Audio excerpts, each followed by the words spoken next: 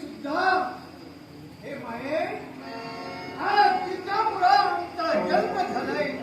तिची योग्यता काही कमी नाही. देवतत्वानं देवतत्वाचा मान राखला. पण ब्रह्मदेव मला सांगा, आपण ज्या मार्गाने जाताना तो मार्ग कोणत्या हेतून राहता? आई हे माऊली तुला नेतच असेल. आधी माया म्हणजे कोणी सामान्य नव्हे, पण माझ्या पुकावरती ऐकायचं असेल तर ऐक. या विश्वात तुमचे भक्त ऐकतवर कुठं तरी एखादा माझा भक्त असतो. तो एका ब्रह्मपुरा जन्माला आलेला माझा सद्भक्त. बालपणापासून आज तो एक निष्ठेने भक्ती करतोय. त्या भक्तीचा फळ मला त्याला द्यायचंय म्हणून निघालो. म्हणजे तुमच्या भक्ताच्या भक्तीचं तपश्चर्येचं फळ देण्यासाठी ब्रह्मकुलाचा आता जन्म झाला आहे. त्या ब्राह्मण कुलाची इच्छा पूर्ण करा. जो शुद्ध बुद्धी तन मन धन एक वटून एक निष्ठेने आपली भक्ती करतोय आणि त्या भक्तीचं फळ देण्यासाठी तुम्ही त्याच्यापर्यंत जातात. हो पण विरंची माझी तुम्हाला विनंती आहे की तुम्ही शुद्ध बुद्धीला आशीर्वाद देण्यासाठी जाऊ नका. हा याला सुद्धा कारण आहे. एक देवतत्वानं देवतत्वाचा जसा मान राखला तसा एका देवतत्वानं दुसऱ्या देवतत्वाला सहकार्य करणं हे प्रत्येक देवतेचं कर्तव्य आहे ना. जरूर. मग आज मला तुमच्या सहकार्याची गरज आहे. पण आई मला सांग, मी तिथं जाऊ नये.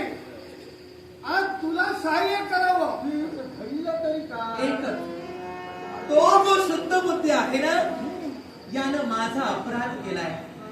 माझ्यावर त्याने अन्याय केलाय आणि म्हणूनच तर त्या अपराधाचं शासन मला त्याला द्यायचं आहे. आणि म्हणूनच तर एक निष्ठ भक्ती तो तुमची करतोय. त्या भक्तीची फलश्रुती म्हणून तुम्ही जर त्याला आशीर्वाद दिला असाल तर त्याच्या जीवनात सगळं काही हितकारकच घडणार आहे. भक्ताच्या जीवनात हित घडू नये असा माझा मतितार्थ नाही, पण त्यानं केलेल्या अपराधाचं शासन म्हणून मी आज तुमचा मार्ग रोखलाय आणि विनंतीपूर्वक तुम्हाला सांगते की तुम्ही त्याला आशीर्वाद देऊ नका. आई चुकणं हा मरत मानवाचा धर्म आहे. जाऊन चुकीची सुधारणा करणं हे त्याचं आद्य कर्तव्य. तुझ्या बाबतीत तो ब्राह्मण पुत्र आज चुकलाही असेल, तुझा अपमान केला असेल, त्याच्याशी माझं कर्तव्य नव्हे. कारण मरत मानव हा चुकतो, पण त्याला आश्रय देणं, त्याची चूक त्याच्या पदरी घालणं तुझं किंवा माझं काम आहे. निश्चितच कर्तव्य आहे. पण विरंचित चूक जर कळत नकळत घडली असेल तर ती चूक पोटात घालणं हे आम्हा देवतांचं कर्तव्य आहे. पण जाणून बुजून जर एखादी चूक केली असेल आणि त्यापेक्षा चूक करणारी व्यक्ती जर सामान्य मरत मानव असली असती तर ते रास्त होतं. पण शुद्ध बुद्धीसारख्या सत्याच्या पुरस्कर्त्यानं माझ्या बाबतीत जो अन्याय केला तो मला पचलेला नाही आणि म्हणूनच तर त्याचं प्रायश्चित्त मला त्याला घडवून द्यायचं आहे. आज तुमची देवतांची आमची भक्ती जर का वाढविली असेल तर मग त्या मानवाचा मोठेपणा राखणं, त्याची कीर्ती संपादन करून त्याला देणं हे तुझं किंवा माझं काम आहे. म्हणून तुझा अपमान केला असेल त्याच्या जीवनात तू त्याला शासन देऊ शकते, पण जिथं माझी भक्ती केली आता त्या भक्ताचं फळ त्याला देणं हे माझा अंत कर्तव्य. माझा मार्ग रोखू नका. थांबा विरंचित. आतापर्यंत ज्या ज्या भक्तानं तुमची भक्ती केली त्या भक्तीचं फळ देण्यासाठी तुम्ही तत्पर ठरला.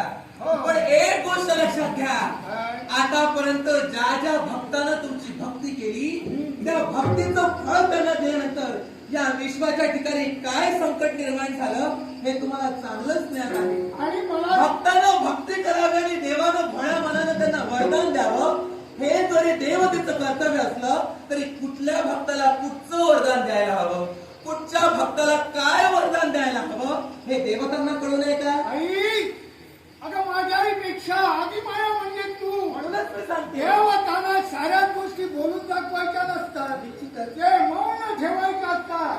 आम्ही आशीर्वाद देतो, काहीतरी घडवतो, त्याच्या मागे काहीतरी देवाचाही हेतू असतो. हा. म्हणून मी माझ्या भक्ताला आशीर्वाद देण्यासाठी जाणार. हेतू काही जरी असला तरी याचे परिणाम मात्र निष्पाप जनतेला भोगावे लागतात. तुमच्या भक्तापेक्षा इतरत्र भक्तांना सुद्धा निष्पाप भक्तांना निष्पाप जीवांना याचे परिणाम भोगावे लागतात. मी असं का ठामपणे म्हणते याला सुद्धा कारण आहे. कसं कारण? बिराजी, तुमचाच एक निस्सिम भक्त, नाव त्याचं त्रिखुर असुर, त्या त्रिखुर असुरानं घनघोर अशी तपश्चर्या करून तुम्हाला प्रसन्न करून घेतलं. तुम्ही त्याच्या भक्तीला प्रसन्न होऊन त्याला आशीर्वाद दिला आणि हवा तो वर माग असं तुम्ही त्याला सांगितला. अहो, त्या तुमच्या शहाण्या भक्तानं काय करावं? तुमच्याजवळ 2 वरदान मागितले. एक वरदान कोणतं? तर या समस्त विश्वात ब्रह्मांड प्रलय निर्माण करण्याचं सामर्थ्य माझ्या अंगी यावं असं वरदान त्यानं मागून घेतलं.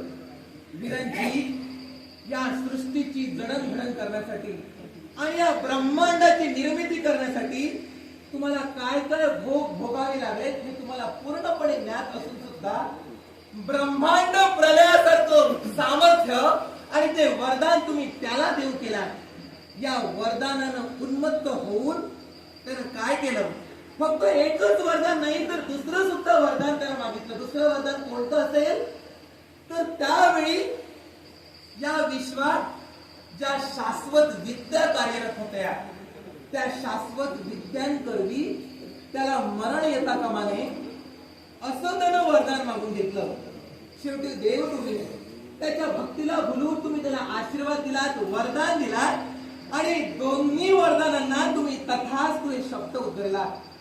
या तुमच्या वरदानानं तो तुमचा भक्त उन्मत्तपणानं वागू लागला. साऱ्या देव देवताची दाणादाण उडवून साऱ्या विश्वात त्यानं ब्रह्मांड प्रलयाची निर्मिती केली. विश्वात जिकडे तिकडे हाहाकार माजला. याच्याही पलीकडे जाऊन हे विश्व लयाला जाण्याची वेळ आली. तेव्हा तुम्ही सारे देव देवता विश्वाच्या मायेचा धावा करू लागला, म्हणजे प्रत्यक्ष माझी आळवणी करू लागला. आणि त्यावेळी सुद्धा या विश्वाच्या मायेनं त्रिपुर सुंदरीच्या स्वरूपात तुम्हाला दर्शन देऊन तुमच्या दुःखाचं निवारण करण्यासाठी आपल्या बगलेतून एका दैवी तेजाची निर्मिती केली. नाव तिचं बगलामुखी माता. या बगलामुखी मातेला तिने सामर्थ्य शक्ती प्रदान केली. या विश्वात फक्त 10 विद्या शाश्वत होत्या, पण या 10 विद्यांकरवी त्याला मरण येणार नाही असं वरदान तुमचं त्याला होतं. आणि म्हणूनच तर त्या त्रिपुर सुंदरीनं बगलामुखी मातेला 4 नव्यानं विद्या प्रदान केल्या. त्या 4 विद्या कोणत्या असतील? स्तंभन, उच्चाटन, मारणवी संमोहन या 4 विद्यांची नव्यानं निर्मिती करून त्या विद्येच्या योगे करून या आदी माया आदी शक्तीनं या मायेनं या विश्वावरचं संकट हेरावून घेतलं. आणि म्हणून मी तुम्हाला सांगते, तुम्ही वरदान देऊन फसता, पण फसल्यानंतर मात्र या मायेच्या चरणाशी येता एवढं लक्षात ठेवा. माये, तू जे बोललीस ना ते सारं सत्य आहे ना, पण मी आशीर्वाद दिला ही चूक माझी नव्हे. मी वाईट असा काही केला नाही. कारण जो इच्छा प्रगट करतो त्याला पुढे काय होणार याची कल्पना नसते. म्हणून त्याला मी आशीर्वाद दिला, पण आम्हाला ज्ञात होता त्या संकट दूर करण्यासाठी शेवटी या विश्वात माताच आहे. होय ना? म्हणजे मी सगळ्या गोष्टीसाठी ठामपणे खंबीरपणे उभे आहे. म्हणजे माझ्या जीवावर तुम्ही हे सारं काही घडवता. आणि त्या अपराधात ती रचिता जन्माला तू घातलंय. अर्थात प्रत्येक कविती तूच आहे. मग मी जर करते करविते असेल आणि मी जर तुम्हा सर्व देवदेवतांचं मूळ असेल, तुम्हा साऱ्या देवदेवतांचा स्कंद माझ्या उदरात वाढतोय, याचा अर्थ तुम्हा सर्वांसाठी मी सुद्धा तेवढीच श्रेष्ठ आहे ना. मग ही विश्वाची माया तुम्हाला निर्वाणीला सांगते की हे विरंचित, तुम्ही त्या शुद्ध बुद्धीला प्रसन्न होऊन आशीर्वाद देऊ नका. तुम्ही जर का वाटेल तो जरी का हट्टाळ धर्माचा तुमचा त्याला अपवाद करू नये. तुमच्यावर त्याला वाईट नसेल कोणताही प्रसंग बदलून नये. त्याच्याशी संबंध तुम्ही ठेवा. जिथं माझी भक्ती केली आहे, हक्काच्या भक्तीचा भाग घेण्याचा तुम्ही म्हणजे ज्या मायेपासून तुम्हाला साऱ्या देवदेवताची निर्मिती झाली त्या मायेचा अनादर तुम्ही करणार, तिच्या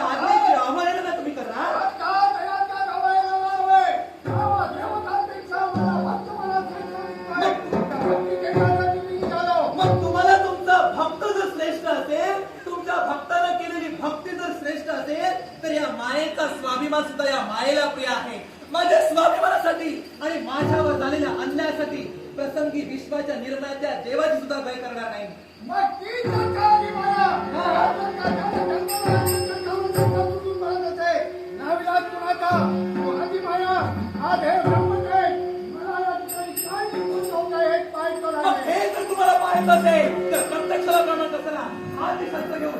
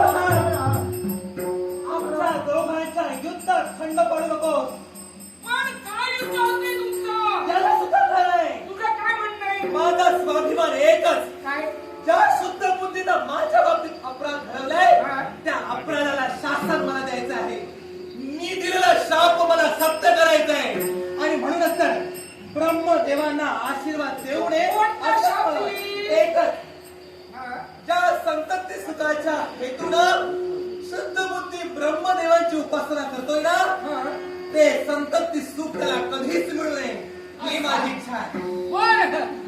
तुम्ही काय म्हणता? अरे या विश्वात यांचे तरी कितके भक्त आहेत. माझे कोणी आहेत तसे नाही, कमीच आहे. कोणीतरी एक आहे चुकून.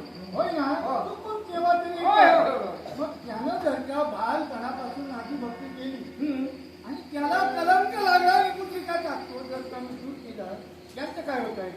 पण पिताश्री मी तुम्हाला सांगतोय याच्यावर पर्याय आहे. पर्याय? आईचा शाप कायम राहायला हवा आणि तुमची ज्यानं भक्ती केली त्याची इच्छा पूर्ण व्हायला हवी. याच्यासाठी एक करा, असं करा ना, देवताच भांडण कशाला? काय झालं नक्की काय झालं? तुझा शाप सत्य होणार, चिंता करू नको. माझा शाप सत्य व्हायला पाहिजे, होणार. नाहीतर मी काय करेन ना कुणाचे काय करणार नाही. यांना युक्ती शिकविली ना फार चांगली चांगली युक्ती फक्त कोणती युक्ती? तुझाही शाप सत्य माझाही आशीर्वाद म्हणजे शाप आणि वरदान याचा सुवर्ण मध्ये निघणार आहे का? सांग तिला. इथं मी सांगणार नाही, तुम्हाला सांगितलं तेवढं करा. आई माझ्यावर विश्वास ठेव, यांच्या शब्दावर विश्वास मग ठेव. ठीक आहे. नारदा तुझ्या शब्दावर विश्वास ठेव. माझी जर शाप वाणी पूर्ण होऊ शकते होईनाच.